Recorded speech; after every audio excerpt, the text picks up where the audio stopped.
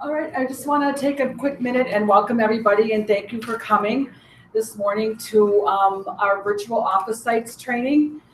This is a venture that we are partnering with BusyWeb, and Dave comes in, or Trigby, one of them, but somebody from BusyWeb comes in every month and gives you training on how to make your website work at its very best for you. And so we also have a program where we have websites that we can offer full marketing tools, and Dave's going to go through virtual office sites more with you, but we want to welcome Dave and thank him for our partnership, and we're all here ready to learn about SEO today. Great, thanks. Well, I am Dave with BusyWeb, and everyone on their desk should have this brochure. This is about virtual office sites, and virtual office sites is a joint partnership with Virtual Office Centers and BusyWeb to bring you affordable marketing solutions to your website. We've been talking through and we're giving you educational opportunities on how to do WordPress and all web optimization. We've got a number of things. We've got something scheduled every month throughout the year to help you grow your business online, and that's in partnership with this. If you would like to have BusyWeb help you create those marketing solutions, check with us about the Virtual Office Sites solution, and you can check that out at virtualofficesites.com. All right, so I'm going to get into the details today, and we're going to talk first about how all of this digital marketing stuff works, and in specificity, right? Cut that part out. Okay. In specifics, I want to talk about search engine optimization, the art of getting you ranked better on Google. It seems like witchcraft, and a lot of companies in the SEO industry make it seem like witchcraft so they can charge you more per page or per post to publish things, but it's really not rocket science. This is all about being as useful as possible to the clients that you serve and posting the types of content that they would type into Google when they're looking for you to make a purchase decision. So first, I'm going to go through a little bit about BusyWeb, who we are and what we do. And then the topics that we'll go through today include search engine optimization, website analytics, the top 4 areas to focus on when you're looking to optimize your website to get found, common mistakes in SEO, suggested tools, and then we'll give a summary on what we need to do, including a little bit of a tour on some of the tools that I'll be talking about today. Specifically, I'm going to talk about Google Analytics, Google Trends, the Google Keyword Tool, Google Webmaster, and all of the other small tools like Moz Local to help you get found locally. All right, so this is all about you and your business and how to help you grow. So if you do have questions, please raise them, but we are being broadcast, so please do speak up. You won't be on the camera, so don't feel too shy about asking questions. If you want to make up a name so that no one knows what that question is, by all means. But would love to answer any questions that you have about search engine optimization. And then at the end, we are going to have some Q&A and actual help time for you if you have specific questions outside of search engine optimization. We're going to be here about an hour, hour and a half at the max. And again, this is all about you and to help you. So any questions that you do have, please don't be shy. All right, so BusyWeb. We've been around since '99, our 17th year. And we've done a lot of digital marketing for a lot of different companies all over the world. One of the things that we're most proud of is that we're a local company and we help our clients. We started as a virtual client with Virtual Office Centers, and we're still proud to be clients of Office Centers so that we can work together to help bridge and branch. Our sales team meets with folks all the time at Office Centers facilities. So you've partnered with the right folks. You're part of a family here if you're at Office Centers, and that's what we love about working with the Office Centers team. Our team is 14, technically kind of 15, because we have a virtual assistant now too, but we have clients all over the world. Specifically, I think the furthest one away right now is in China, which is weird. We actually had a client for a little while that was in Nigeria, which was very interesting because all of my stuff from them went directly into spam every time. Because whenever it says Nigeria, it just goes right into spam. So it was very tricky to actually get content from them. But it's a lot of fun, and we help our clients within our buzz phrase, our catchphrase. We help our clients generate buzz without getting stung. It's cutesy and it's fun, but it really means something to us. We help you get the word out on your business without locking you into things that you don't need, and helping you steer clear of all of the chicanery that you see in SEO companies and digital marketing. There's a very low barrier to entry in digital marketing. And so you see a lot of people out there that do a lot of really weird things. And certainly if you Google SEO, that's probably going to give you about 10 billion results. So I'm going to give you the actual content that you need to focus on in order to get real results. All right, whether it's web design and online marketing, search engine optimization, pay-per-click ads, content marketing, we can help you with all of those things. And we actually are going to have topics throughout the year covering all of these, specifically around your WordPress websites and specifically around virtual office sites. So if you have at least $50 a month that you're willing to invest in your marketing, we'd love to talk to you about helping you make your website a reality. All right, so let's talk about search engine optimization. First, do some research when you're getting ready to build your website, when you're getting ready to flesh out your website. Who here already has a website? Okay, so everybody, awesome. Everybody on WordPress as far as these? Okay, few are not. That's cool. There's all kinds of tools out there for websites. WordPress, I've found, is the most optimized for search engines. There's about a third of the entire internet is published on WordPress.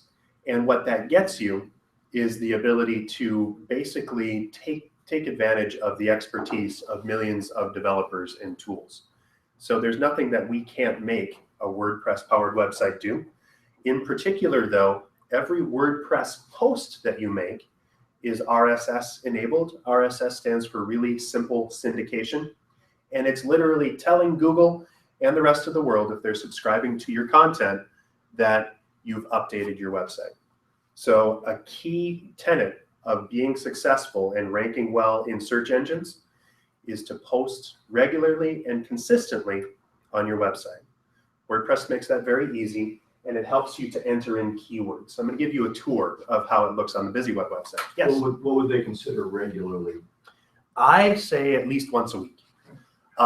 If you're more aggressive, you could do daily or several times a day. You have to be careful on the tipping point of burning yourself out and burning out your clients. So if you have too much content on your website, sometimes that can be a daunting experience. And like anything, and especially like with fitness programs, if you work out 3 times a day, that's probably going to last for about a day, right? Same thing with posting.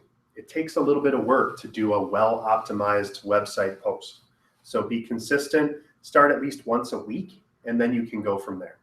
And so what you're saying is it has to be a new post. It can't just be, I've got some pages that get re-enlivened all the time. So. Correct. In order to get maximum search engine benefit, you want to create new posts and also update that content on your website regularly. So if you have an About Us page, Google's not going to get an active ping on that when you update a page as much as it will on a post. So having both, and updating your content regularly is just good practice anyway. But if you're doing content around specific pages that aren't posts, and I'll talk about that in a second because I see a few quizzical looks. If you're doing content that's a page versus a post, you have to resubmit that content to Google manually. And you do that through your Google Webmaster Tools and through your site indexing. So what we'll talk about inside of content and inside of how to do all of this stuff. These are first the basic tenets, and I should cover a little bit of vocabulary on some of these things. I talk about keywords. Keywords are just the phrases that your clients would be typing into Google to find you. So it might not be a word in particular. It might be a phrase. Minneapolis web design or WordPress web design for BusyWeb. Virtual office sites or work virtually for office centers. For your business, it's going to be different, but think about what your clients would type into Google to find you. And look at what pops up when you type those keywords in to see what your competition is already doing so that you can match and do better than what they're doing. So it is all about content, using that content in a forthright way and thinking about it in advance, starting from who your client is and what your content is for those clients is going to help you to get to that next step. Your website is really a lead collection tool. And so what you're trying to do in the entire stream of marketing is you try to be as useful as possible to the people that need you and be findable so that when they're searching, they get to you. From there, it's your job to continue to connect with them. So everything that you do in search engine optimization should be designed to get people to a physical next step. We call those calls to action in our websites, but physically, click here, register, subscribe for more, call today. Give them some easy next action. Every page, every post on your website, whether it's the home page or a blog post, needs to have a physical call to action to tell people what to do. Most specifically, because you need to be able to compete with all of the other noise out there. And you need to be able to compete in these little 4-inch devices, these little supercomputers that we all carry in our pockets, right? So mobile responsiveness is also incredibly important. So if you have a good website that has great content, that's easy to use, and that looks good on a mobile device, when people pop up something, if you come up at the annex and they say, yes, you should talk to Bill Smith, he's a fantastic accountant. If you push that out and somebody says, okay, great, I'm going to Google Bill Smith right now, pops up on the phone, they see that call to action button, maybe it's just a call now where you have a clickable phone number and they call you right that second. If they go to your home page on your website and it has, paragraphs and paragraphs, how many cats you have, and the fact that you're a wonderful accountant that's been doing this, what they care about is, can you help me, and how do I get to that next helping spot? So kind of high level, but that's what you need to think about. So keywords are important, but you can't overdo it as well. There's such a thing as content density or keyword density on your website. If I was doing a web design optimized page and I said, BusyWeb is a web design agency in Minneapolis, Minnesota. We love web design because web design is a really great thing and web design can get you all of your web design related needs. That's keyword stuffing. If you have more than 5.5% of any given page being one specific keyword, that's keyword stuffing, and Google will actively devalue your content. There's a lot of old SEO, so if you've had a website for a long time, matured and has changed their tactics, and there used to be things that you could do, like have kind of hidden at the bottom so that you would always show up. Oh, I've got 17 pages on my website, so if I have web design on every single page, that's going to tell Google that it's awesome, right? Google will stop listing you for those keywords if you overdo it and try to fool Google. Yes? 5.5% of what? That's all total word count? Or The word count on any given page. Okay. So I'll talk about some more guidelines in a moment, but out of a 300-page or 300-word post, which is about 3/4 of a written page, right? You should have no more than 15 or maybe max 20 page or of your keyword on that page. And that's a lot. I mean, once you get into that, that's like marketing heavy, right? So it'll feel forced. And if it feels forced to you, it's going to feel forced to your customer and to your visitor, and Google won't like it. So link to other pages and sites. There's a thing called backlinking and forward linking. You can link to your content on other pages, so having a link to your About Us page on every page of your website, having links to your services and cross links between your services inside of your website, having good links back and forth to your content is a great way to help you to rank better on search engines. And labeling all of your images. This is one of the most common errors that I see in people that build their own websites. They forget to label their images so that Google knows what those images are. Google's pretty smart, but they can't tell what that image means and why your visitors should care. So labeling a alt tag, an ALT tag on your website images to say your keywords tells Google that you have relevant multimedia content on your web page, and that tells Google that they should probably rank you better than someone that has just text. Yes? Will you be addressing SEO relative to the size of the organization? The ability of a small business, Yes.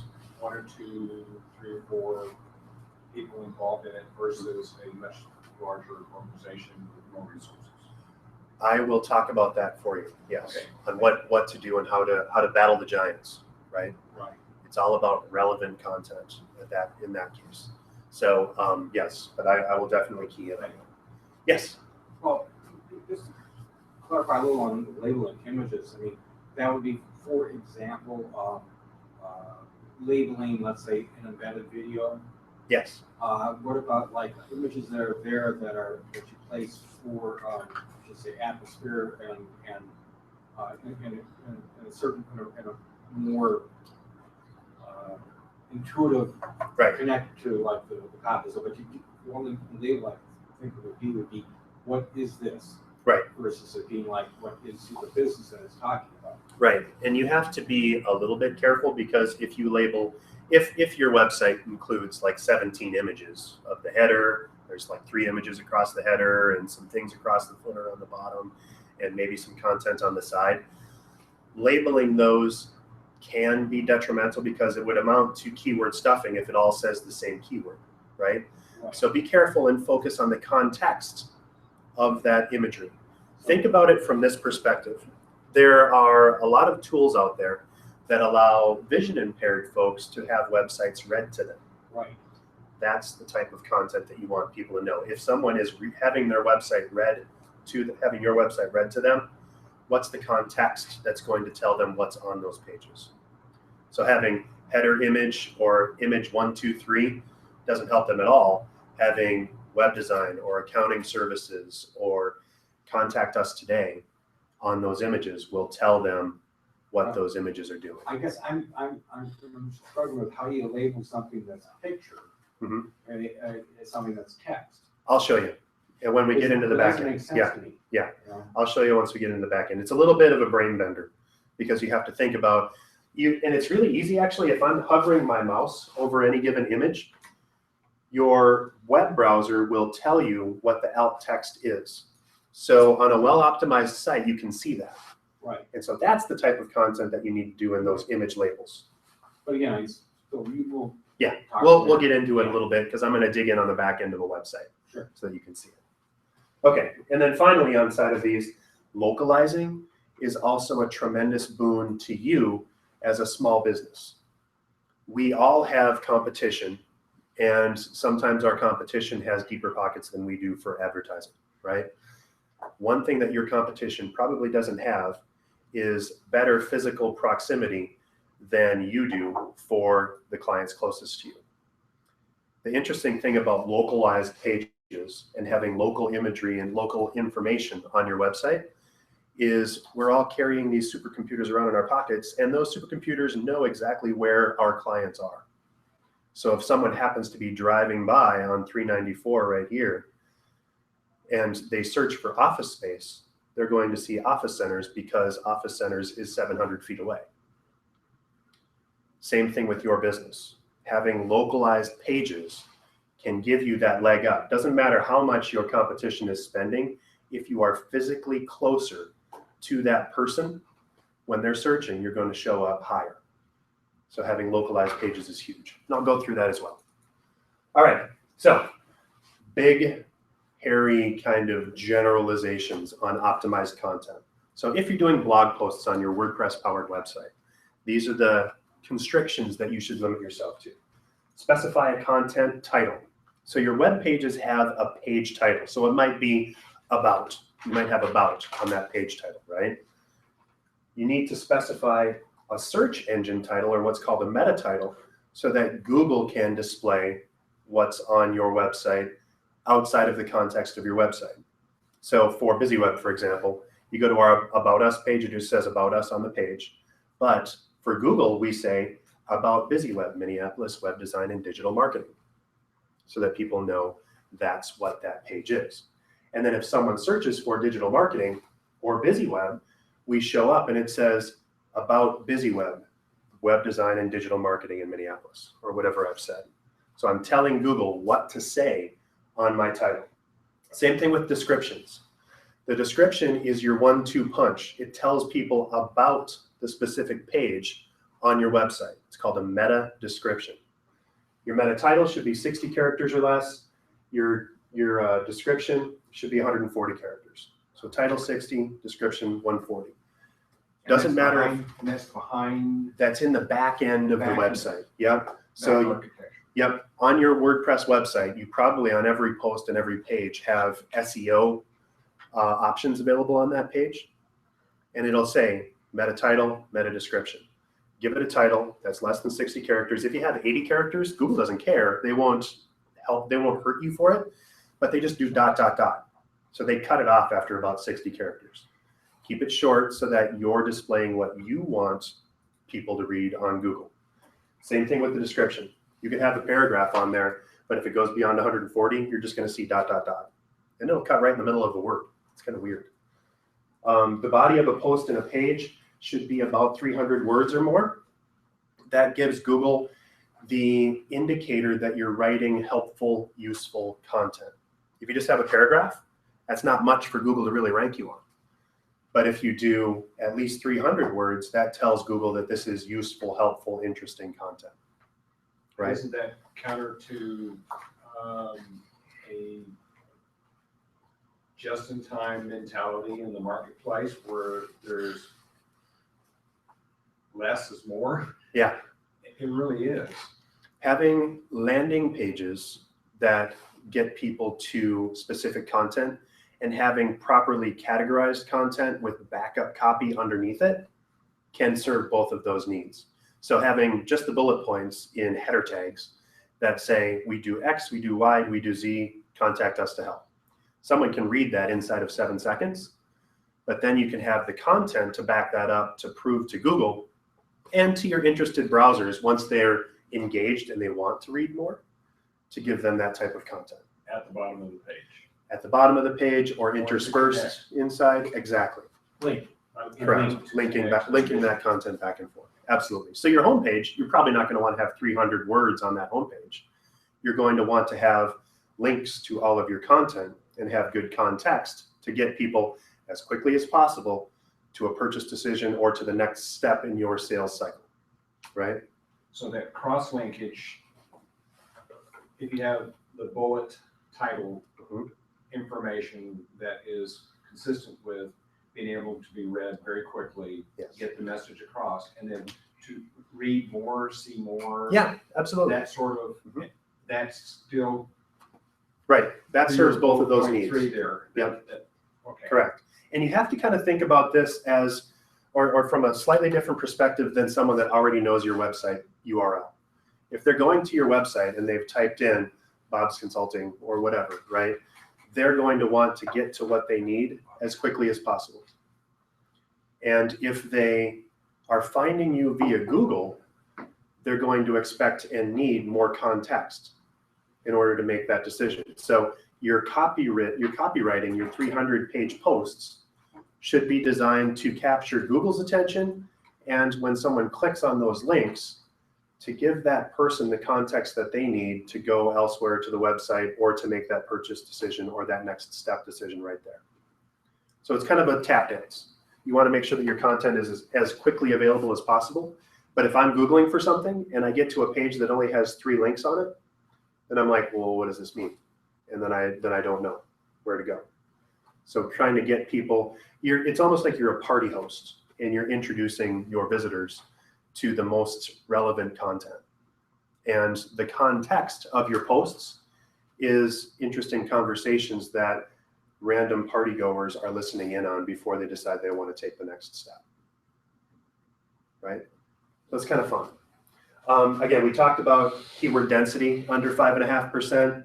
Content should be original. There are a lot of services out there, especially FindLaw, Westlaw, and some of the other things that are out there for the attorneys and relevant fields. If you subscribe to content, Google only pays attention to what they call the canonical version, or the very first version, or the first place that it's published anywhere on the web.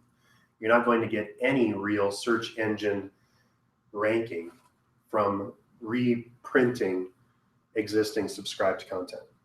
So if you subscribe to a newsletter service and you republish that content on your website, it can be very useful to people that have found you on the web elsewhere, but it doesn't help you for search engines, right?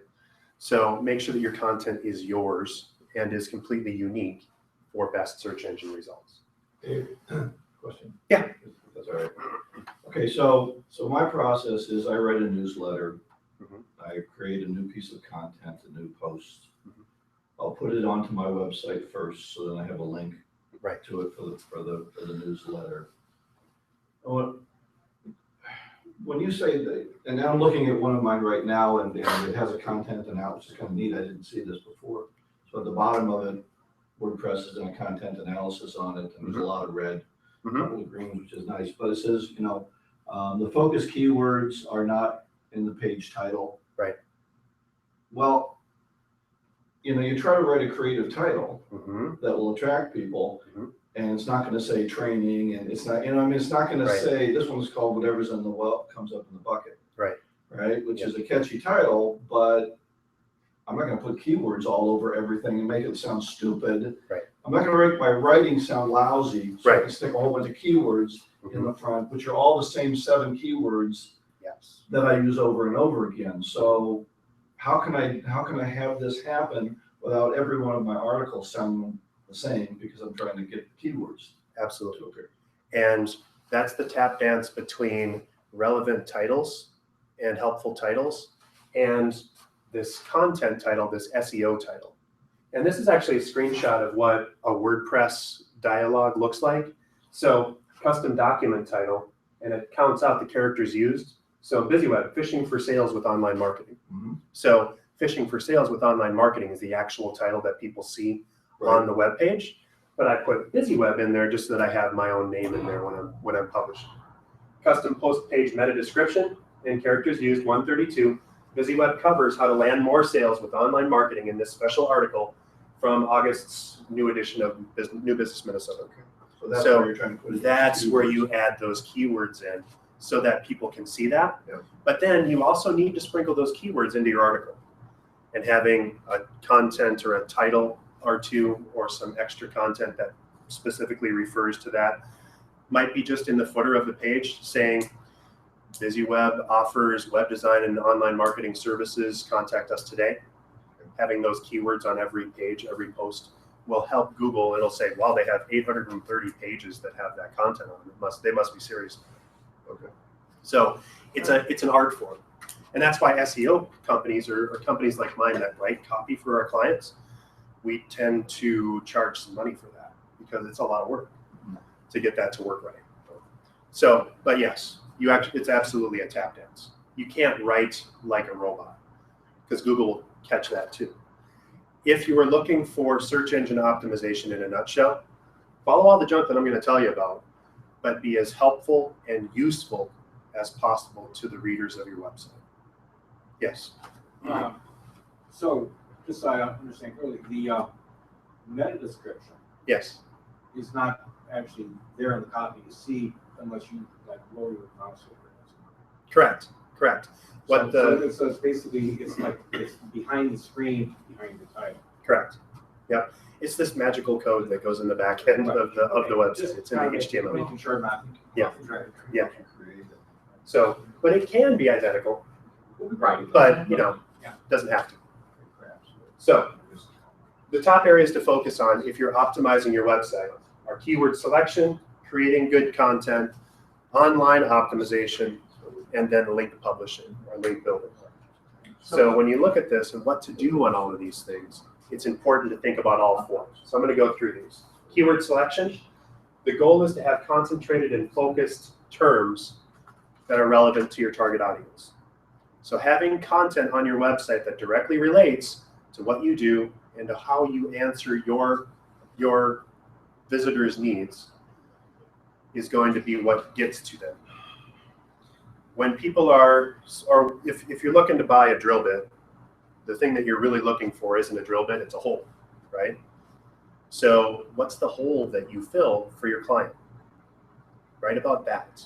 Write about that content. Get into your client's head and think about, okay, if my ideal client had no idea who I was and they were just typing into Google to try and find me, what would they type?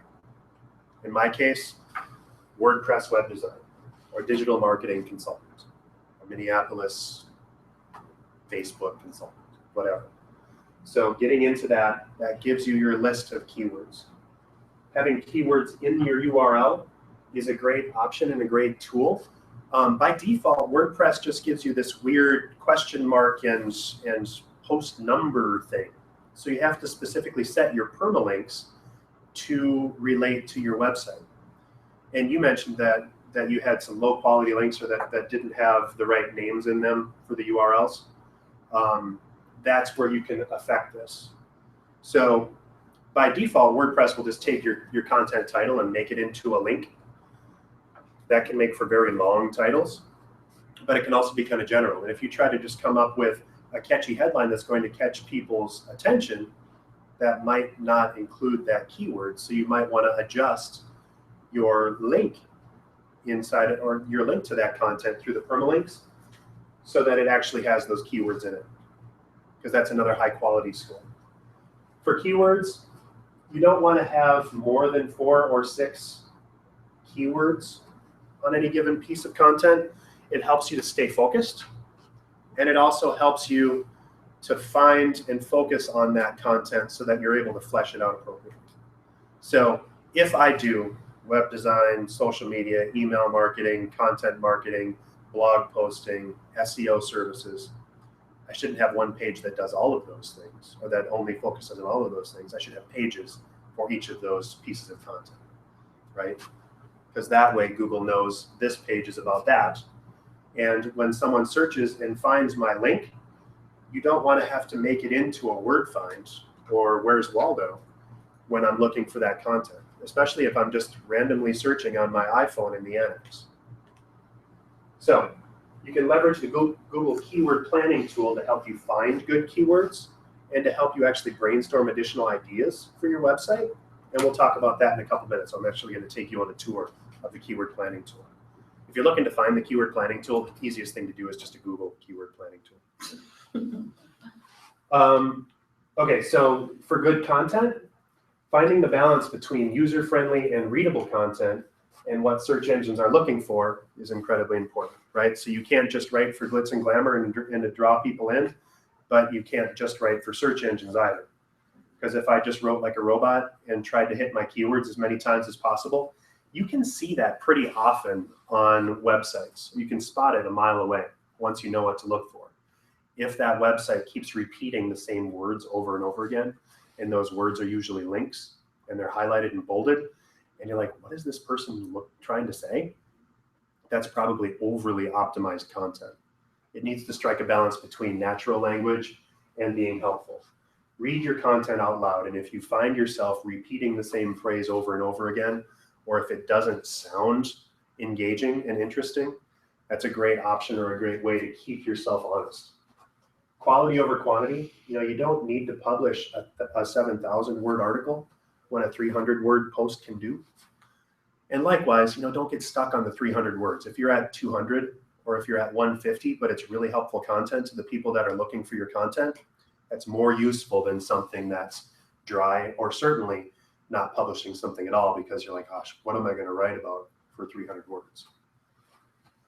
Relevance to your topic, not the keyword and benefits. So make sure that you're relevant with the posts that you're making, with the content that you're making, and think about the back end. It doesn't have to directly relate to your keywords, or it doesn't have to list your keyword over and over again. If you give the relevant context, and then you can give the keywords in the descriptions and the titles so that you're hitting exactly the right posts or exactly the right keyword content, that can be helpful.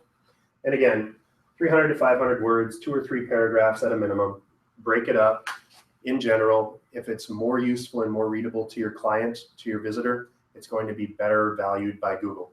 Having bullet points, having headings, having cross links to helpful information to make that information, make that page as useful as possible to your visitors, the better your website works at convincing people to work with you or to take the next step, the better Google is going to like it.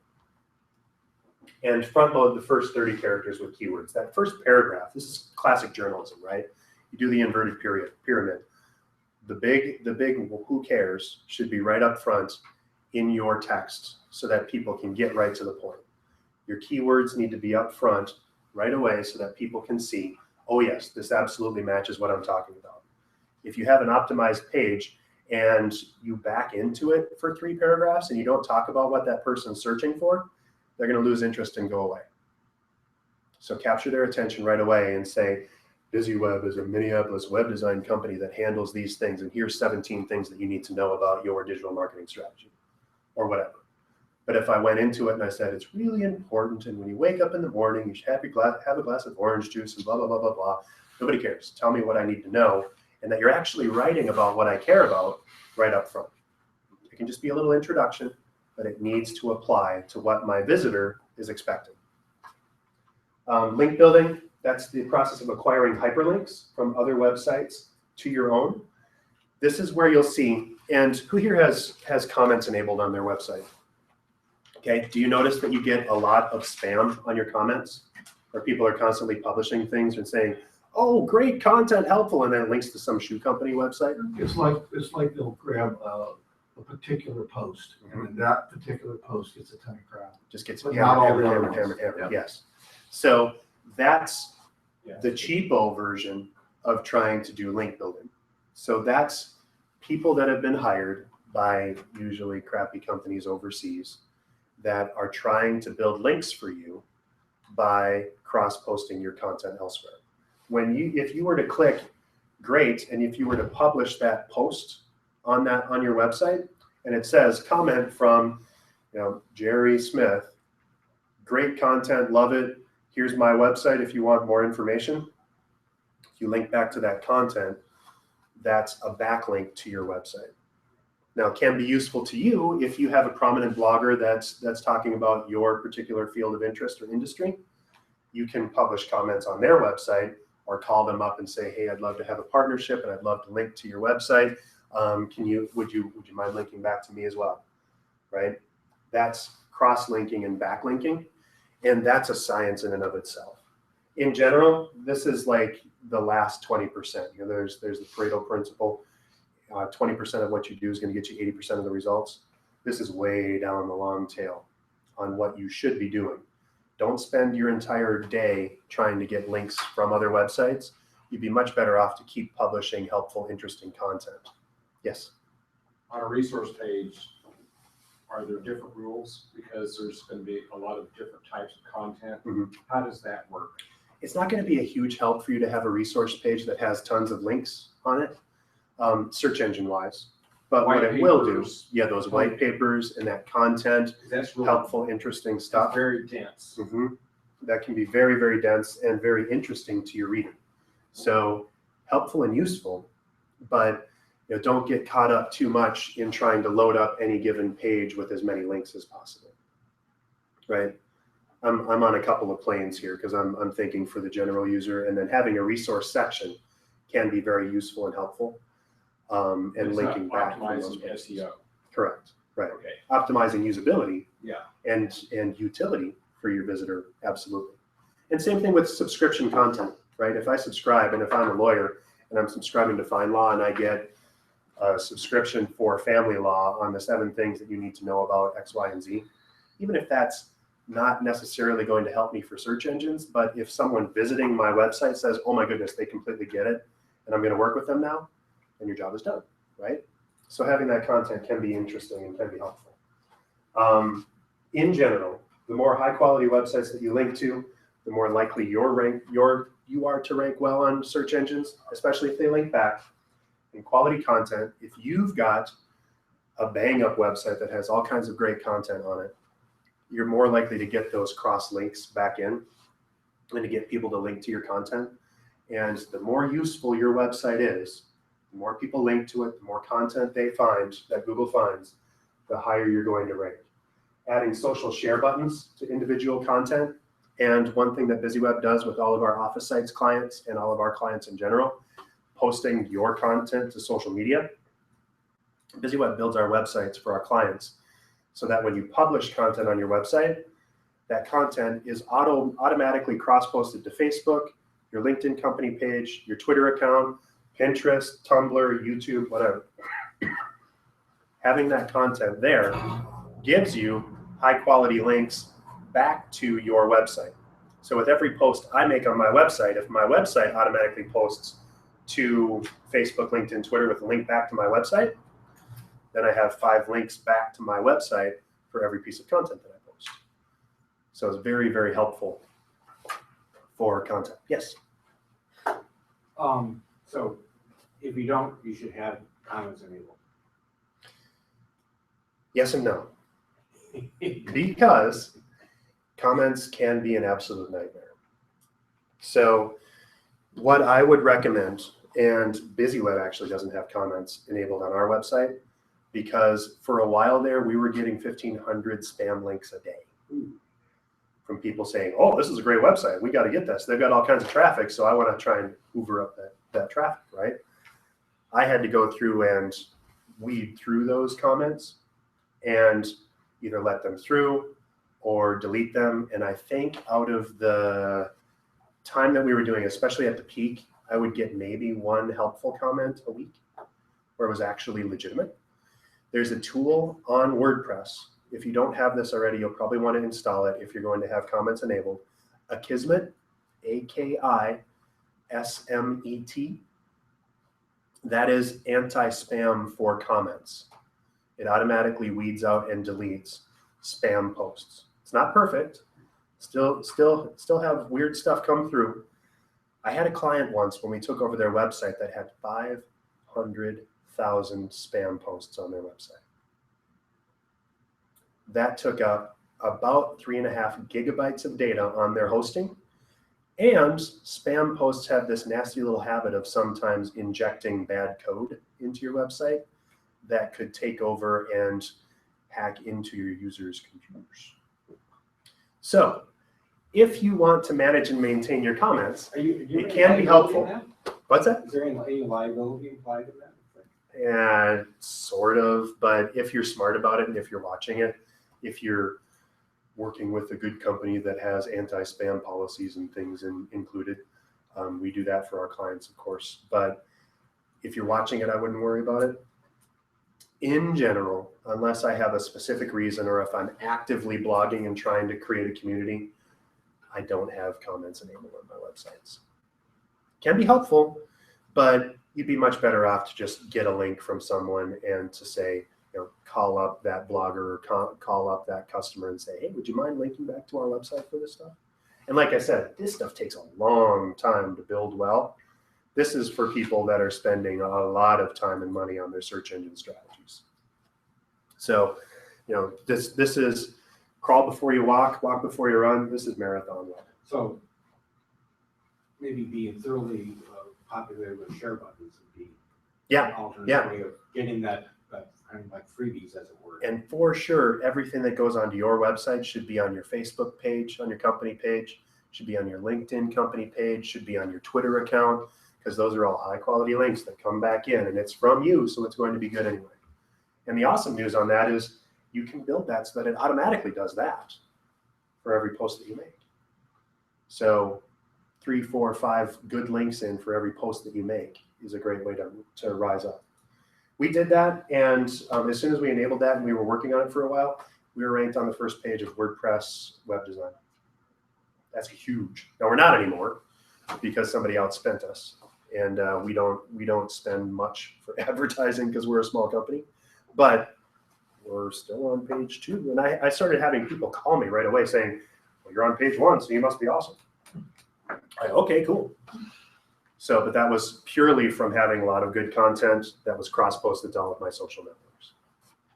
Okay, so common mistakes. Check your site settings. And actually, before you do any of this, write down this. I see a lot of folks that are jotting down notes. Write down this website address, busyweb.com/buzz, BUZZ. Since we all have websites here, the busyweb.com/buzz link will give you our Buzz Report page. This is a free tool, and we will look at your website and tell you how well your website is already optimized for the keyword you specify. It takes about 45 seconds, and we'll give you back a 10-page report on what's good and what's not good about your website. So try that out, and that'll tell you if your site isn't crawlable. It'll see if you have the right words on your page. It won't tell you so much about compelling content, but it'll tell you how many pages have that content ranked for them. Out of a score of 100, average for our clients is probably in the 70 to 80% range. For people that aren't our clients already, don't be surprised or shocked if it's in the 30 to 40% range as far as what you're doing. So take a look at it. Your homepage title should be recognizable. If you just have home for your web page title, that's what shows up on Google. That doesn't help you get found by your clients, right? So using that tool, that /buzz URL, can help you out a lot. And then once you get into this, activating webmaster tools, webmaster resources, and I'll show you that in a minute, can help you fix common errors as well.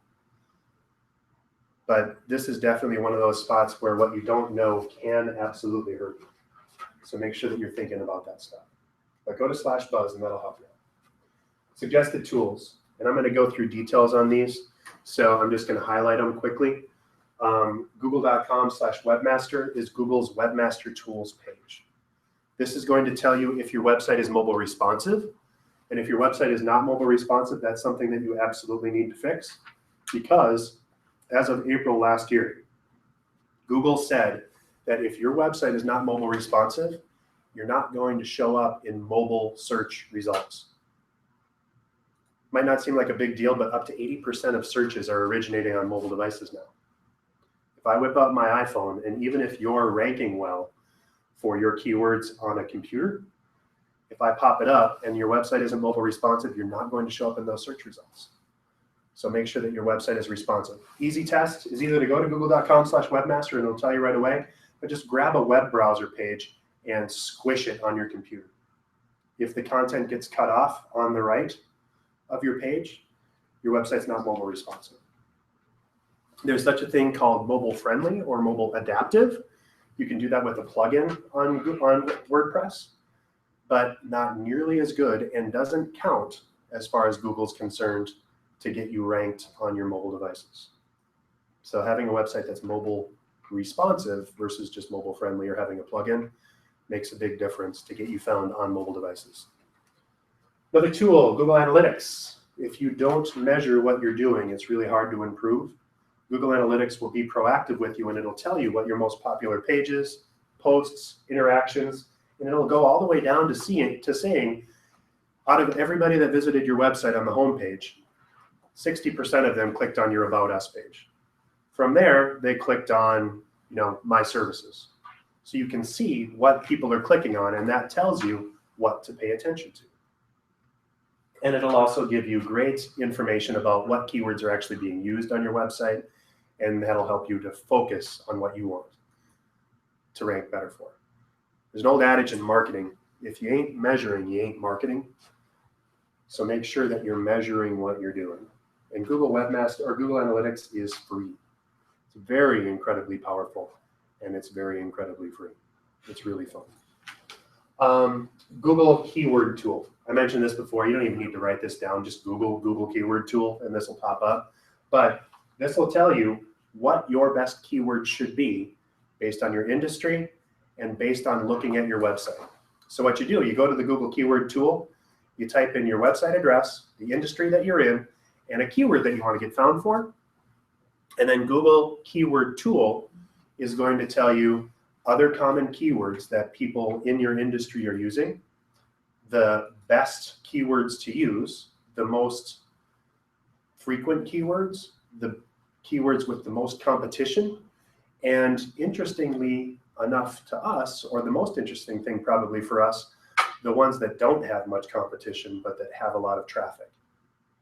And if you think about that, if you have one specific type of keyword that doesn't have a lot of competition but that has a lot of traffic, If you can focus on that keyword, that's going to get you much better results than searching for something that has a ton of competition.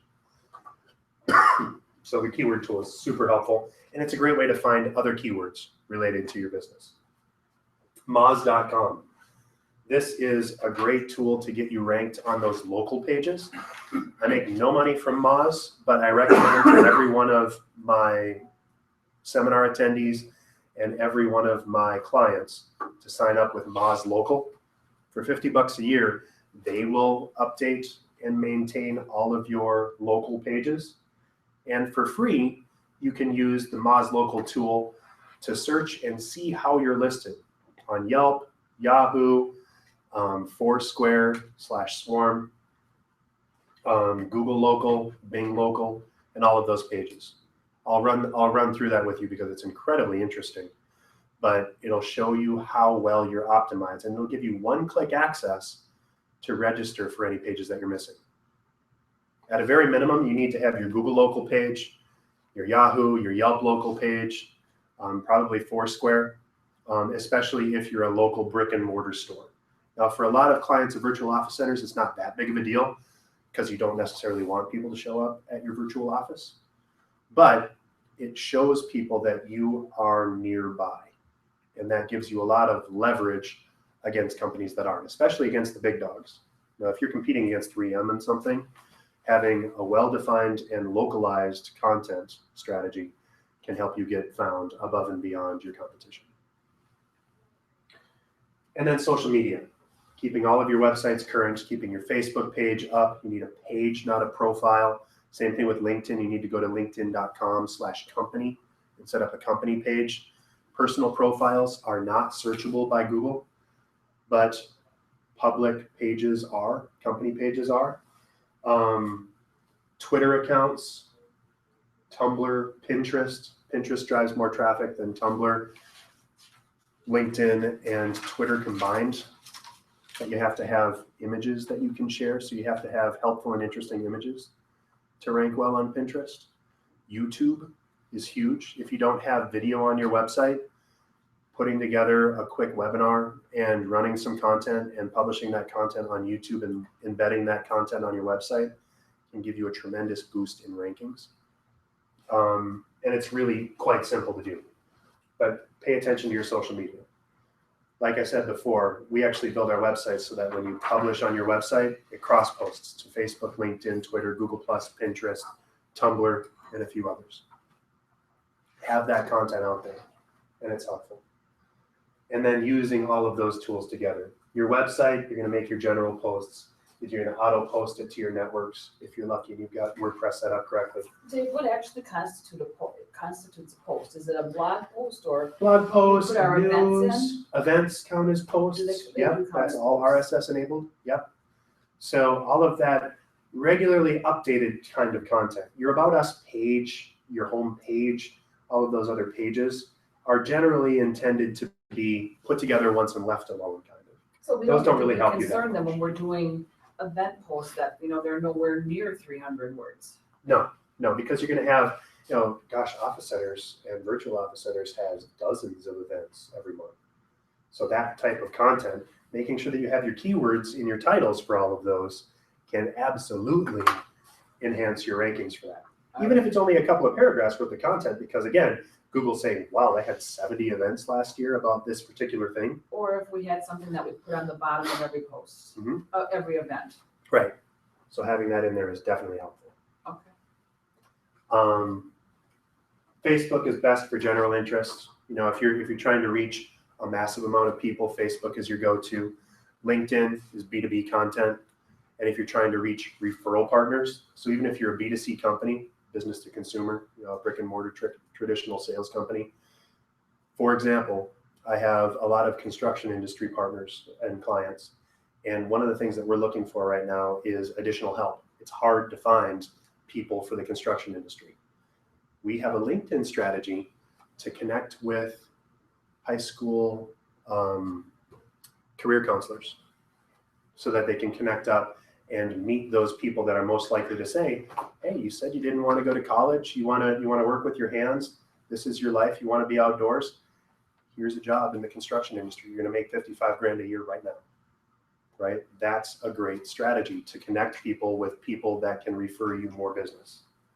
Google Plus is almost useless as a social media account. And nobody uses Google Plus for anything. They say that they've got, almost 1 billion people that are on it, but that's Gmail accounts. Any Gmail account has a Google Plus account associated with it. What Google Plus is brilliant at is helping you rank better on Google. Any content that you link to from your Google Plus page is what Google calls a spark. Sparks are tremendous help to help you rank better on your web rankings for any content. So linking from your Google Plus page to your website for that optimized post that you put together is going to get you much more traction than almost anything else that you can do. So that's why to have Google Plus. And then Twitter, short updates, article headlines. Twitter's having a bit of an existential crisis itself right now, but great, helpful, interesting content. This is where the thought leaders go. But if you're going to be serious about Twitter, you're going to have to do it a lot.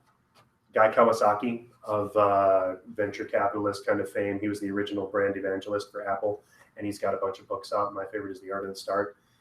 Guy Kawasaki has a company called Alltop, Alltop. This is a great way to find bloggers about your industry, by the way. So Alltop, you can find all the relevant blog posts about your industry. Guy Kawasaki on his account, Holy Ka, K-A-W, publishes about 100 tweets a day. And a good chunk of those are repeat tweets. So they have like 20 things that they do, but then they'll repeat them for the morning crowd, for the afternoon crowd, and for the evening crowd. You can't overdo Twitter. What was the website? Alltop, A-L-L-T-O-P. So here's a summary, and then we're going to get our hands dirty a little bit. I promised that I would have some special Q&A or help time. Does anyone need specific help on their WordPress website? Otherwise, I'll just dig in and give you some demos on what these tools do. Awesome. So SEO is always changing. Google is going to come up with another algorithm update. It'll be called some animal name, right? There was penguin, panda, hummingbird, hummingbird 2. But no matter what you do, if you have helpful and interesting content that is useful to both Google by having properly categorized content and to your users, you're going to be fine. There is no such thing as a free lunch. If you get an email from a company, and I get emails from these companies saying, we can help you get to the top of the search results, delete, delete, delete. Call the authorities if you're feeling extra helpful because it's a scam. There's no such thing as getting you to the top of page 1 on Google without a whole lot of work. And what those SEO companies will do is they will find the most random and obscure keyword, and they'll optimize your website for that. And they'll say, look, your website got on page 1 for left-handed spider monkeys. Great, awesome, thank you. What does that do for me? Right? Doesn't help. But SEO is always changing. Pay attention to the basics. Search engine results don't change overnight. If you're going to do search engine optimization on your website, you need to give yourself at least about 6 months to see those changes actually come to fruition, to start really seeing yourself ranking well.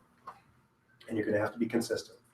Once a week, make a post that's helpful and interesting, that links to your social medias to give you backlinks. It just takes time. If you want to get something right away, you're going to have to pay. But the good news on paying is that it can be very inexpensive, and you can limit your exposure to expense. If you're very, very targeted on who you're trying to reach with exactly the right keywords, you can spend $50 or $60 a month and get great results.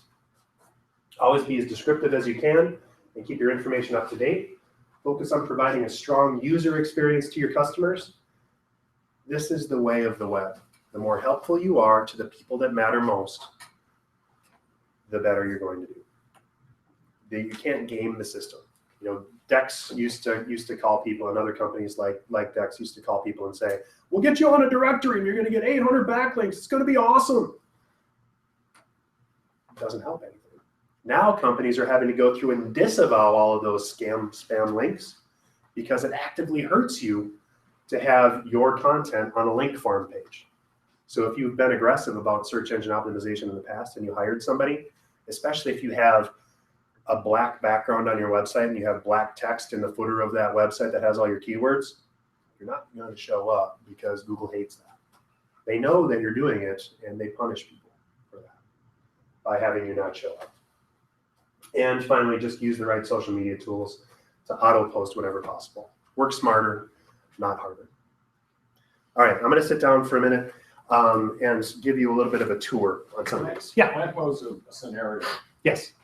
and it somewhat matches mine. Mhm. I'm a consultant and advisor to small business. My target is a business owner and in some instances, an executive Mhm. in a C-suite. Size varies from say 2 million to 50 million in size, and some outside of that as well. Sure. I've done all this SEO. Hypothetically, let's just say that I have. I've done everything I can and work it really, really hard. In the last 7, almost 8 months, I've asked business owner after business owner after business owner how they go about finding a consultant and advisor to help them with a challenge that they have. Not one has said that they used SEO in any capacity to do that. So that they've used SEO to get their clients to do it, or that they've searched on They're Google? using their network to find somebody who has helped them with that issue. And so Absolutely. I'm trying to figure out how to pose that front end and still address that back end where my target client is actually not paying any attention to SEO. I think there's a huge dilemma there, a gap. It's tricky, and especially for B2B businesses or consultancy businesses, people won't necessarily just Google for you because they need to know and trust you right out the gate. Yes. And here's where having a solid blog strategy can help you, because if you have a tremendous library of helpful and informative content that proves that you are an expert in your field and shares with them, ideally, a very similar situation to the one that they're trying to solve, and you have a case study about that, or some kind of an article that shares, here's what you need to know if you're having a problem with X. If they can get into that content, and especially if you broadcast that across your LinkedIn network and your other social media accounts, someone that person, that influencer, that decision maker is connected with might find that content on social media, on a Facebook page or on a LinkedIn company page, and say, you know, Jim was just mentioning that he was having an issue with that. Let me share this to them. Or let me connect with them, right? Or if they do get that referral from someone that goes to your website and they search on your website and they find that one bit of content that proves that you know what the heck you're talking about, that's going to lead to that next step in the sales cycle, where they're going to call you up, or they're going to connect with you, or they're going to download that white paper that you published, and they'll know, and then you'll know what happened there, and you can proactively reach them. We have an inbound marketing strategy where we publish lots of helpful and interesting content and just kind of tips and tricks. I do a busy webinar every single Wednesday where I publish that out on YouTube, and it's got all this content that tells people how to do things. I've done more than 200 of those webinars. I get people that call in because they've seen those, but more interestingly, in email marketing, I can see the 3 people that clicked on that one article, and I can proactively reach out to those people and say, I noticed that you were interested in some content that we had, or I can be a little bit smarter about it, and I can just say, hey, we've got this special webinar coming up specifically targeted to them. Your digital marketing strategy has to drive more of that content at these individuals. Right. To So, support the SEO, right. because you're looking at small percentages. Right. So if you think of SEO as one tool in the box, I'm not going to bet the entire farm that someone's going to find me when they type me into Google. I'm going to make sure that I'm covering as many bases as possible, because Google getting found is one of the key things that people are going to do. But if you have fantastic SEO and a terrible looking website, or if you have fantastic search engine optimization or Google ads that go to pages that don't tell people what to do or what to take as far as the next step, you're just going to waste your time and your money. When someone finds you, when they look at you, even if you don't pay any attention to SEO, the next thing that they're going to do if they see a post from you on Twitter, or if they find out about you when they're in the hallway at the annex here, they're going to search for you. You have to make sure that they find the information that they're looking for from you as easily as possible. And that's where the having easily found content with the right header, descriptions, and titles and all that stuff is going to help. So being trustable comes down to that, especially for B2B. I'll jump off my soapbox. Hopefully that was helpful. Now, it's kind of a longer connection cycle for that. So I mentioned that, and actually I'm going to change my screen share here. Just going to quit this. So it'll bring me back. There we go. There. So now I can see what I'm looking at. This is BusyWeb's example of Google Analytics, right? This is our tool. So I can see inside of my Google Analytics how many sessions I've got, how many users I have, how many page views, how many pages per session.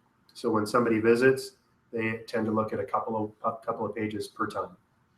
How long they stay on my website, 2.5 minutes or so, which is about average for my industry. And then a bounce rate. About half of the people that go to my web page or go to my home page don't go anywhere else, right? So they just go somewhere else. That's a bounce rate.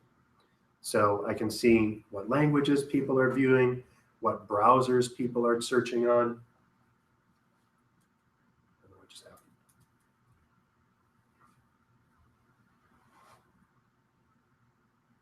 Oh, okay, I know what I'm doing. Need to shrink this back up. There. So what browser people look at, Chrome, Safari, Firefox, that tells you something about what type of devices they're using. So I can see operating system, how many iOS, Android. Over half of the people that are visiting my website are on iPhones. Another 31% of the people visiting my website are on Android devices. So that's pretty solid as far as giving me an indicator that I should probably be paying attention to my mobile experience. I also mentioned, I don't think I have my home page up, but I mentioned what mobile responsive looks like. If I squish my web page like this, see how it reconfigures itself so that it looks good on that device. It goes from 3 columns to 1. That's mobile responsive.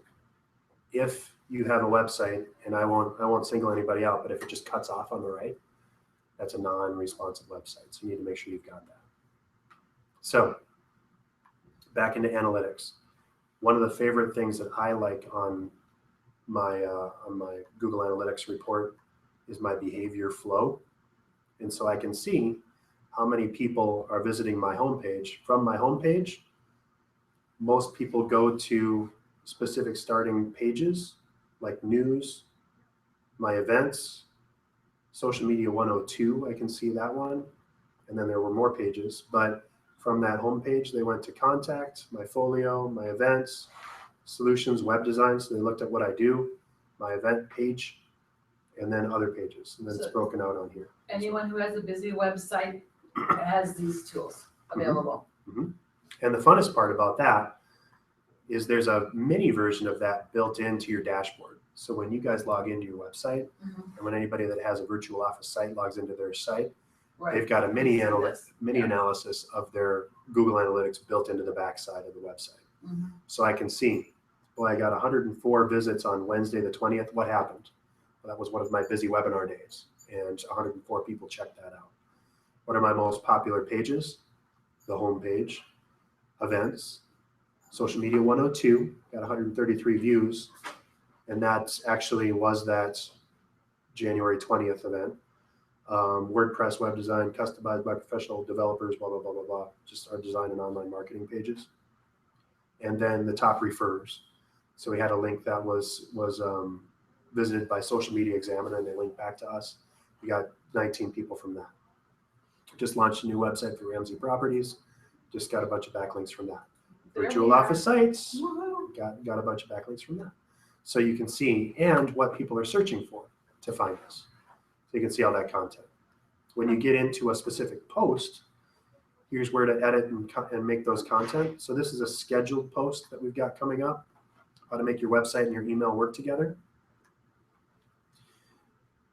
Here's my title for that post. No description up here because that's just the title. So if I scroll down to the bottom of my page here, here is my theme SEO settings. So how to make your website and email work together, 48 characters. Integrate constant contact with your WordPress site to funnel more leads right into your sales process. So more description. This is what shows up when people Google for this article, or when this article shows up, it gives you this with the blue link, and this is the text right underneath it. So do the two titles have to be the same? No, doesn't have to be the same.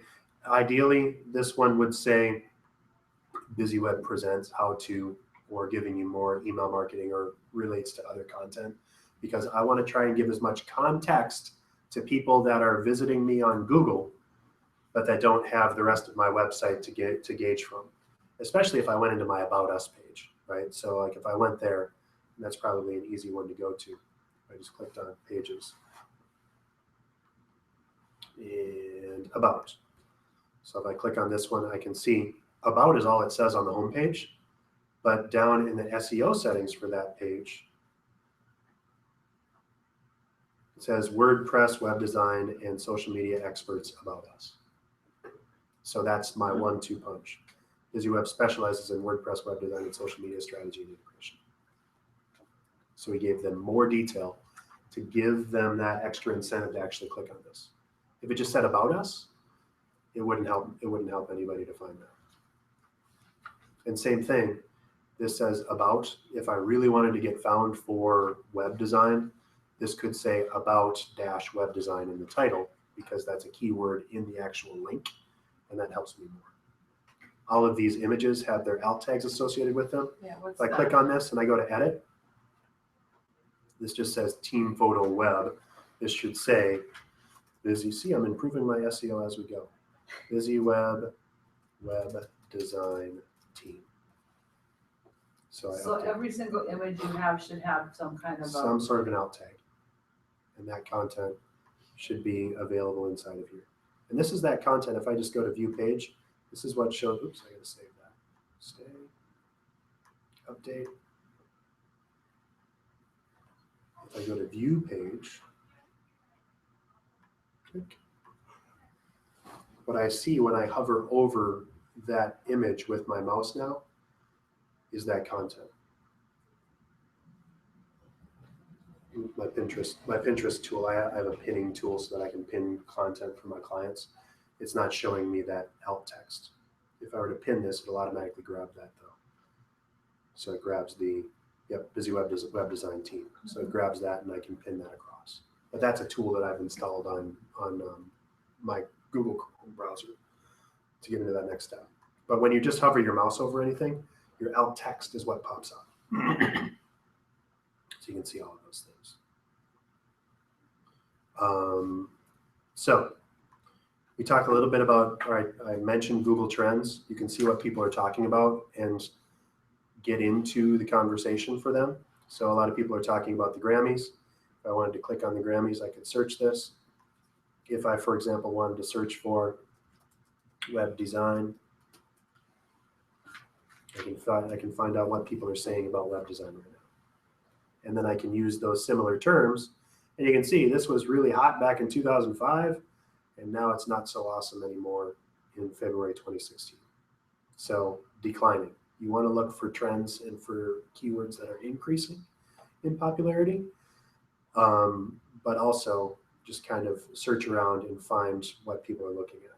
Web design discipline, free web design, web page design. Maybe I'm optimized for web design, but I'm not optimized at all for web page design. I can see what people are typing and looking at for these.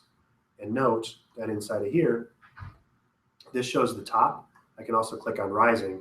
Web development as a task is rising in popularity. So if I look at that, that'll give me more content. I can say, well, this is trending up. Google tells me that this is what I should look at. I mentioned the Google keyword tool. So if I just Google the Google keyword tool, it'll take you to this, and it'll take you right into your page. It'll ask you if you're a user, and then you just need to assign this to your Google account. You don't have to pay Google any money to use this keyword tool.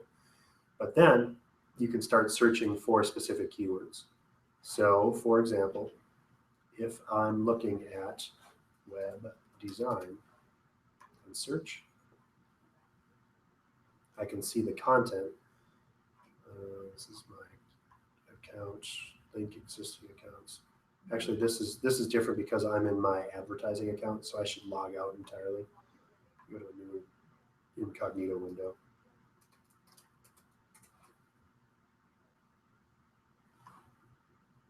Oh, I clicked on the wrong thing. Google Keyword Planner is the actual link. For free support, sign into AdWords. It's going to make me go through this. Back up.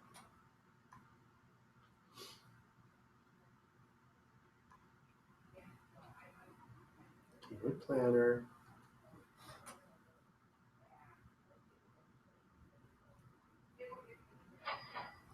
There we go. So search for new keywords using a phrase, website, or category. So enter one or more of the following. Your product or service, web design, your landing page, busyweb.com/web design. Well, let's just go to about to make it easier. Your product category, and we'll call this business / design and engineering. Pretty sure that's the wrong one. Nope, graphic design. It's fine. And get ideas.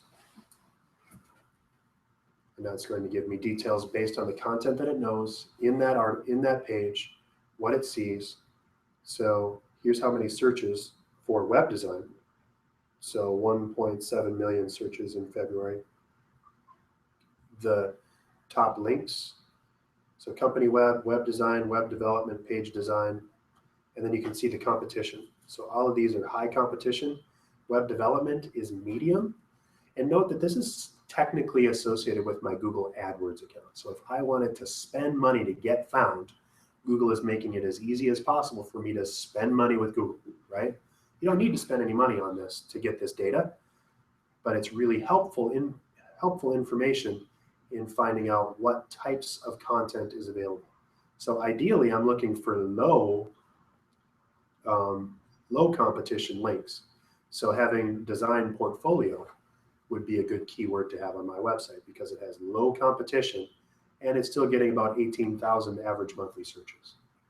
So pretty good bet. But there's going to be things that are going to surprise you. So web graphics, design awards, especially you just want to generally steer clear or at least not spend a ton of time on the high competition ones.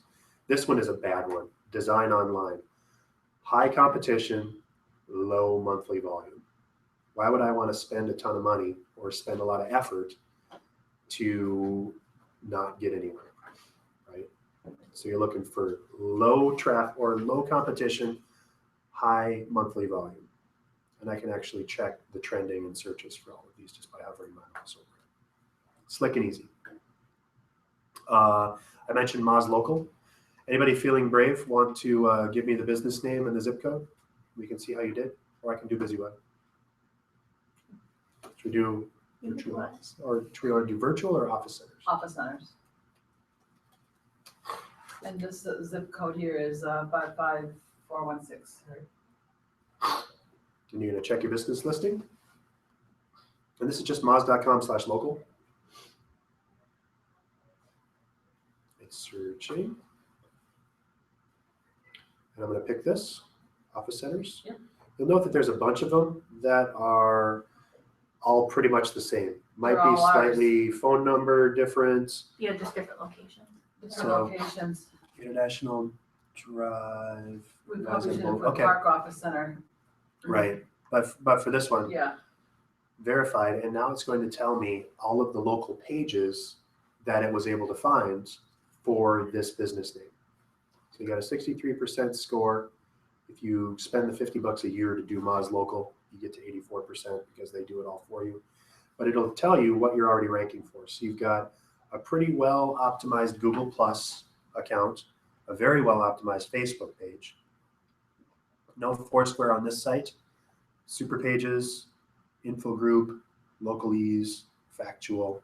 None of these really help you a ton other than giving you content. City search, Foursquare, insider pages, Bing, 100%, Axiom, 100%. Yelp must have at least one recommended review to show up in local results. Yellow Pages, YP, and Hot Frog. So it tells you all of those things. But if I'm like, I really want to do Hot Frog, I can just click on that one, and it'll give me a one-click button to update that listing. It just takes a little bit of your time.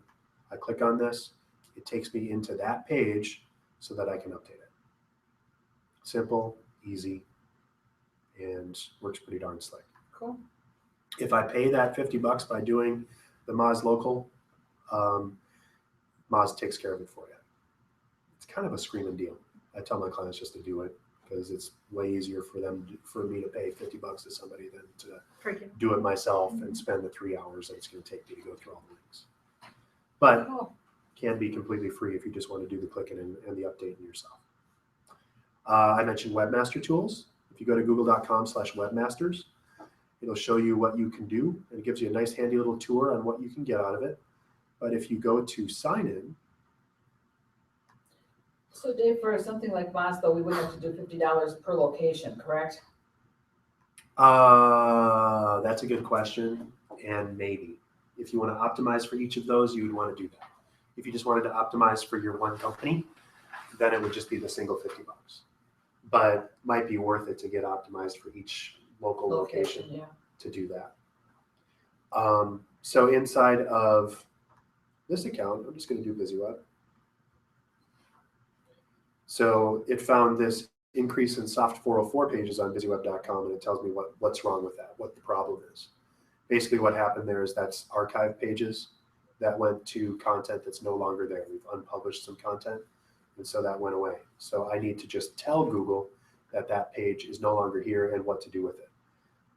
It'll also give you search appearance, search traffic, security issues, any other resources. You can schedule a visit from Google and ask them what they recommend that you do. If I go back to dashboard, search traffic, I can see my search analytics on here. So how people are searching, the total clicks, and by date, what people are searching for, busy web, busy space web, API key, Facebook garage sale. I made a post in, I got to click on this to tell you when it even was. 2 clicks. It's still showing up, and this was originally published in 2009. This article, it's just completely blows my mind that I'm still getting hits on Facebook garage sale. It's how to get more traffic to your garage sale by using Facebook pages.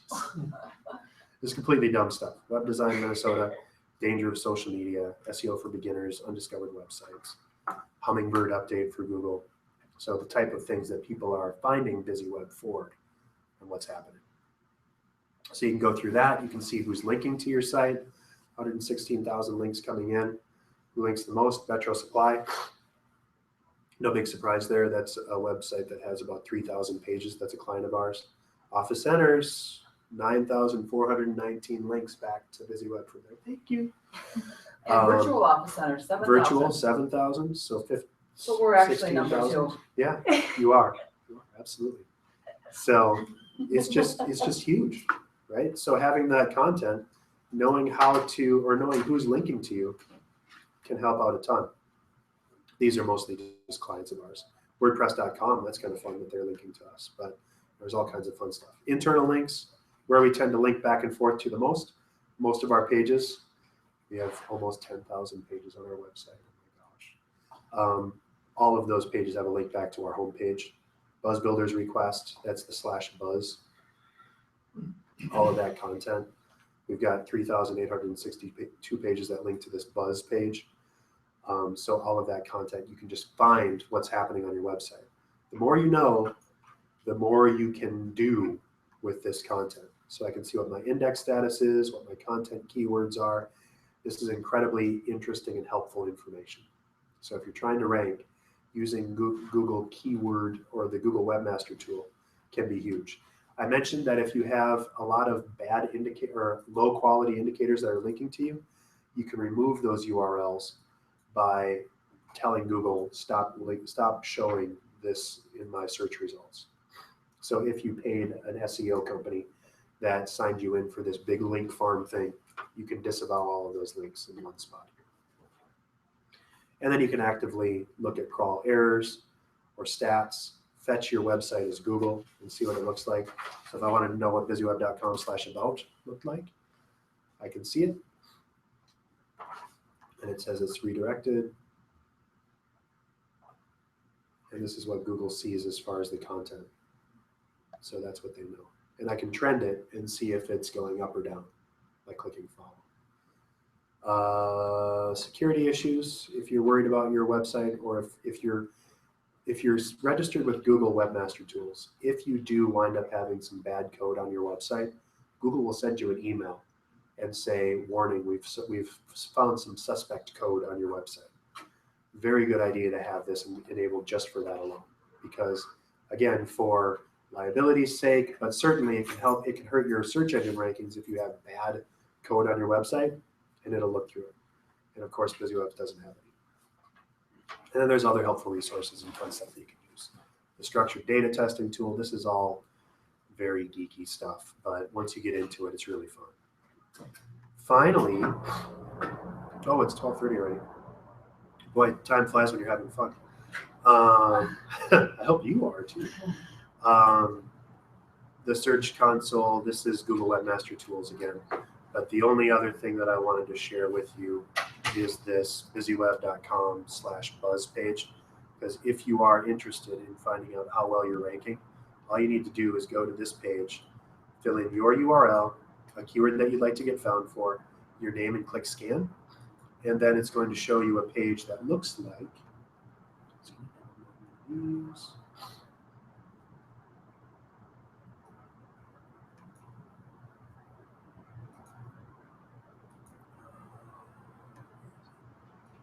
well, show you a 10-page report that shows you how to do this. So if I go into busyweb.com, web design, and I say that I'm me, because I am, I click scan. It takes about 45 seconds to scan it, and then it gives you that 10-page report. You can take that to your current designer. Included in that report is a handy checklist of things that you should probably look at. And so you can just go through that checklist and say, yep, got that, need to add title tags on this page, need to optimize or adjust my content, I need to have more alt tags on my images. It'll tell you how to do all that stuff.